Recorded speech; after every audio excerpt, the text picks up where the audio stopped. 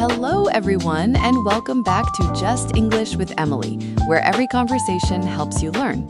I'm Emily. And I am Michael. Hello, everybody. I am very happy to be sitting down today. You do look a little bit exhausted, Michael. Are you okay? I am okay, but my legs feel like they are made of heavy stone. I can barely walk.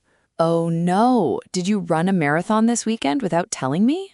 Not a marathon, but I have started a new hobby. I bought a bicycle. That is wonderful. But real quick, remember we say, I have started a new hobby, or just, I started a new hobby. Right, thank you.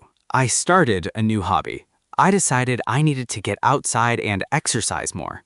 Cycling is a fantastic way to stay healthy. Did you ride through the park? I did. I bought the professional helmet and some very tight, bright yellow cycling clothes. I looked like a giant lemon. I would pay good money to see a picture of you dressed as a giant lemon on a bicycle. Well, I have plenty of pictures, but I am having a small problem with my new hobby. What is the problem? Did you get a flat tire on your first day? No, the bike is perfect, but I downloaded this phone application for cyclists. Oh, a fitness tracker. Those are very popular. They track how far you go. Yes, but this one lets you take professional-style photographs of the road environment, and then it overlays all your performance metrics right onto the image. Overlays your metrics? You mean it prints your speed and heart rate on top of the picture? Exactly. It looks so cool, like a professional sports advertisement. I spent the whole weekend trying to make the perfect image. Wait a minute. Did you actually enjoy riding the bicycle, or were you just looking at your phone? That is the problem, Emily. I rode for 3 hours, but I was constantly stopping on the road to take photos of the pavement and check my data overlay. Michael, you missed all the beautiful trees and nature. You were completely focused on a screen. I know, I was stressing out because my average speed dropped while I was adjusting the camera angle. I completely forgot to have fun. It sounds like your new hobby became a full-time job. Hobbies are supposed to be relaxing. It is true. I think I need to learn how to talk about hobbies instead of just taking pictures of the road. That is a perfect idea. Today, we are going to learn how to naturally discuss our interests and free time in English. I am ready to put my phone away and take some notes. Before we dive into the lesson, we have a quick favor to ask our listeners. Yes, we have a small request for our amazing audience all around the world. If you enjoy our podcast and find it helpful, please click the like button and subscribe to Just English with Emily. And please share this episode with a friend who is also learning English. It really helps our channel grow. Thank you so much for your support. Okay, Michael, let's talk hobbies. Where do we start? When I meet someone, I usually just ask, what are your hobbies? That is a very common question for English learners. It's grammatically perfect, but it sounds a little bit like a textbook. Really? It sounds like a textbook. What do native speakers say instead? In a normal, casual conversation, we usually ask, what do you do in your free time? What do you do in your free time? That does sound much more relaxed. Another great option is, what do you do for fun? This is very common in American English. I like that one. What do you do for fun? It focuses on the enjoyment, not just the activity. Exactly. If you ask someone, what are your hobbies, they might feel like they need a serious answer, like building wooden boats. But if I ask, what do you do for fun, they can just say they like watching movies or playing video games. You got it. Now, how do you answer that question? If I ask you, what do you do for fun, what do you say? I would say I am very interested in cycling. Let me fix that slightly. You should say, I'm very interested in cycling. You need the ED at the end. Ah, interested in. Thank you. I'm very interested in cycling. That's correct. But again, there are more natural ways to say this in an everyday conversation. Please tell me. I want to sound like I belong in a cool coffee shop, not in a grammar class. One of the most common phrases we use is, I'm really into. I'm really into. So I can say, I'm really into cycling right now. Yes, exactly. You can use it for anything. I'm really into cooking, or I'm really into jazz music.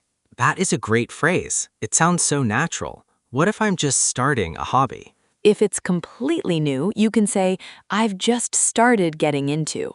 I've just started getting into taking pictures of my cycling data. Yes, that works perfectly, even if it's a slightly funny hobby. Hey, my road photography is going to be famous one day. I'm sure it will be. Let's introduce a useful vocabulary word here. Michael, you were very focused on your data this weekend, right? Yes, I couldn't stop looking at my speed and my heart rate on the screen. We could say you were obsessed with it. Obsessed? What does obsessed mean? Is it a bad thing? To be obsessed means you can't stop thinking about something. It occupies your entire mind. Oh, that is definitely true. I was dreaming about my average speed on Sunday night. Sometimes being obsessed is bad, but in casual conversation, we often use it to mean we really, really like something. For example, I'm obsessed with this new TV show. Exactly. Or I'm obsessed with this new coffee shop. It just means you love it a lot. That's a great word. I'm obsessed with the phrase I'm obsessed. I'm glad you like it. Now, let's do a quick memory check for our listeners. Oh, I love these. Listeners, pay attention. Instead of asking, "What are your hobbies?" what's a more natural question to ask? I'll give you 3 seconds to say it out loud. 3, 2, 1. You should ask, what do you do for fun, or what do you do in your free time?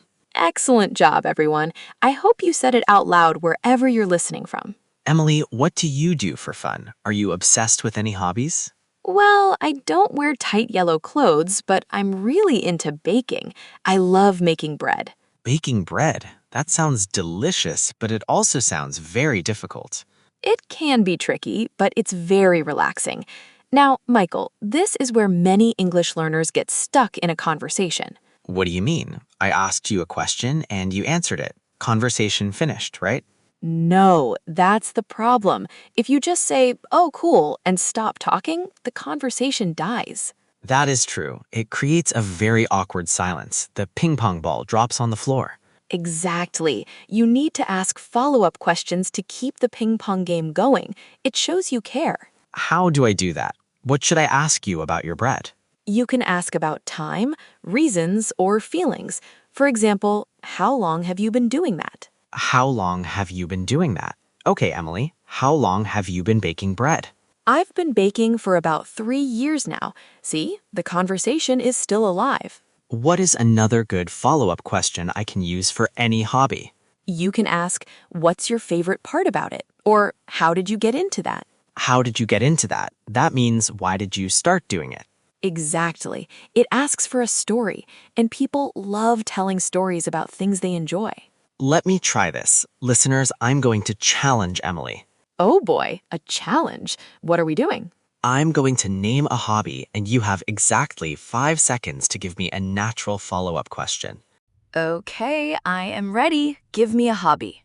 My new hobby is collecting old coins. 3, 2, 1, go. Wow, that is unique. How did you get into collecting coins? Perfect, you did it. Okay, one more. My new hobby is painting pictures of my cat. 3, 2, 1. Oh, I love cats. What is your favorite part about painting him? You are too good at this, Emily. You kept the conversation alive perfectly. Thank you. Follow-up questions are the secret to making friends in a new language. I will definitely use those, but I have another vocabulary question. You used a phrase earlier. Which phrase was that? You said something about starting a hobby, but you didn't use the word start. Ah, yes.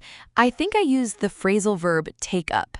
Yes, take up. What does that mean? Does it mean I lift my bicycle up into the air? No, take up simply means to begin a new activity or hobby. So I can say I decided to take up cycling? Exactly. It is a very natural way for native speakers to talk about new interests. For example, my doctor told me to exercise, so I took up swimming. Perfect sentence, Michael. Have you ever taken up a hobby and then immediately quit? Oh, absolutely. A few years ago, I decided to take up playing the guitar. That is a wonderful hobby. Why did you quit? Because my fingers hurt and my cat hated the noise. She would hide under the bed every time I touched it. Well, we must respect the cat's feelings. I once took up knitting. Knitting? Making clothes with yarn and needles? That sounds very peaceful. It was supposed to be, but I dropped a ball of yarn and my dog chased it around the living room. Oh no, did you get tangled up in the yarn?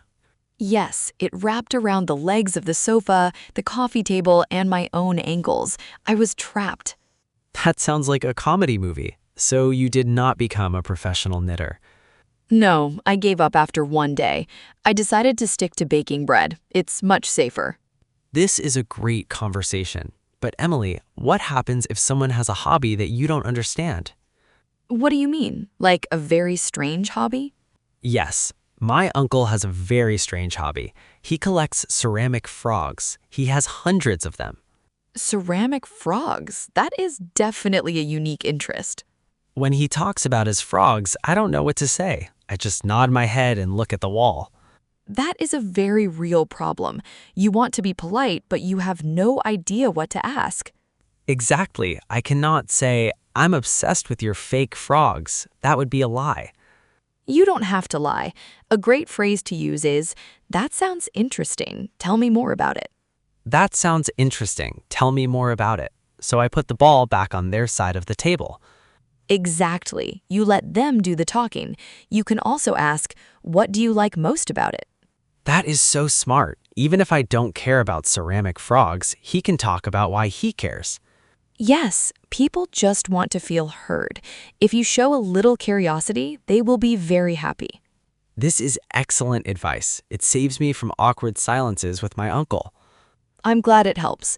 Now, there's one more great vocabulary phrase I want to share today. I'm ready. What is the phrase? The phrase is wind down. Wind down, like the wind blowing in the sky or winding a clock? It sounds like the weather, but we pronounce it wind, like winding a string. To wind down means to relax after a stressful day. Oh, I see. Like letting the energy slowly come out of a machine until it stops. That's a brilliant analogy, Michael. Yes, we often use our hobbies to wind down. For example, after a long day at the office, I listen to lo-fi music to wind down. Perfect example. Hobbies aren't just about being productive. They're essential for our mental health. That's why I took up cycling. I wanted to wind down and get some fresh air. But unfortunately, you ended up stressing over your data overlay and your speed metrics instead of relaxing. It is so true. I was treating my relaxation time like a science experiment. Next time you go cycling, maybe you should turn your phone off. But if I don't overlay my heart rate on a professional photo of the road, how will people know I exercised? Michael, your legs will know. You don't need to prove it to the internet. You're right, Emily. Next weekend, I'll ride my bike, leave the phone in my pocket, and actually look at the trees. That sounds like a much better way to wind down. I promise I will try. Now, are we going to practice everything we learned today? We certainly are. It's time for our role play. Excellent. Where are we? Let's pretend we're colleagues at an office party. We have our coffee and we're making small talk. Got it. I'm holding a tiny paper cup of coffee. I'll start. Go for it, Michael. Hey, Emily, it's been a busy week. What are you doing this weekend to wind down? Hi, Michael. Yes, it's been crazy. I'm actually going to a special class on Saturday. I just took up pottery. Pottery, making bowls and cups out of clay? That sounds really interesting. How did you get into that? Well, I spend all day looking at a computer screen, so I wanted a hobby where I use my hands. What about you? What do you do for fun? I'm really into cycling these days. I bought a new bike last month. That's great. You must have strong legs. What's your favorite part about cycling? To be honest, I'm obsessed with getting fresh air. It really helps me forget about work. That sounds like the perfect way to spend a weekend. End of role play. How did I do? You did wonderfully. You used the new vocabulary, you asked great follow-up questions, and you sounded completely natural. It felt very natural. I didn't sound like an English textbook at all. You sounded like a true native speaker having a casual chat. I am very proud of myself, but now it's that special time of the episode. It's review time. Grab your notebook, everyone. Let's quickly review today's lesson. Take it away, Michael. What did we learn today? First, instead of asking, what are your hobbies, we learned to ask, what do you do for fun? Or what do you do in your free time? Spot on. And how should we answer? Instead of saying, I'm interested in, we can say, I'm really into, or I've just started getting into. Perfect. We also learned some great vocabulary. What does it mean to take up something? To take up means to start a new hobby, like when I took up cycling, and we learned that wind down means to relax after a stressful day. You got it. Finally, we learned that to keep a conversation going, we must ask follow-up questions like, how did you get into that? Yes, never let the ping pong ball drop. Always pass the conversation back to the other person. You summarized everything beautifully, Emily. I think our listeners are ready to go out and make new friends. I completely agree. Just remember, don't stare at your phone screen if you're riding a bicycle. That is the most important safety tip of the day. Thank you so much for joining us, everyone. Yes, thank you for listening.